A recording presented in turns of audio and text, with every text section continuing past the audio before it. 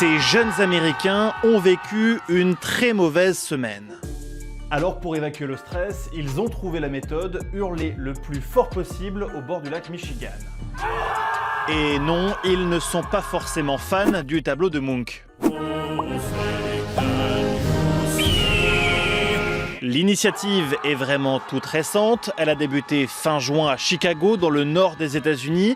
Et les participants se sont rapidement réunis dans l'association Scream Club, littéralement le club du cri. There was one time I was walking here by the lake with my girlfriend, and we were just both having a real shit day.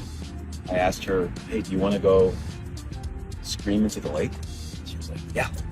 Then some other people were walking by, and I asked them if they wanted to scream, and they said yes. Some of them started to cry, and I thought, yeah, I'm onto something. Le concept séduit de plus en plus de gens. Dimanche 27 juillet, une centaine de personnes ont participé à la séance. Mais attention, crier c'est du sérieux et il y a un protocole très précis à suivre. 1. Le rendez-vous est donné chaque dimanche à 19h. 2. Écrire la raison de son stress sur un papier qui se dissout dans l'eau. 3. Jeter le papier à l'eau. Et enfin 4. Respirer, puis crier tous ensemble.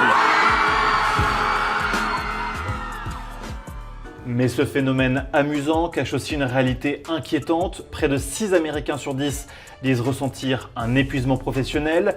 Le pays se classe 2e dans la liste des pays les plus stressés au monde. Et le nombre de dépressions et de cas d'anxiété chez les jeunes a explosé depuis le Covid.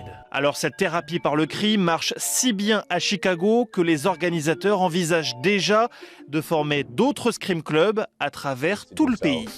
Therapy is expensive. Screaming is free.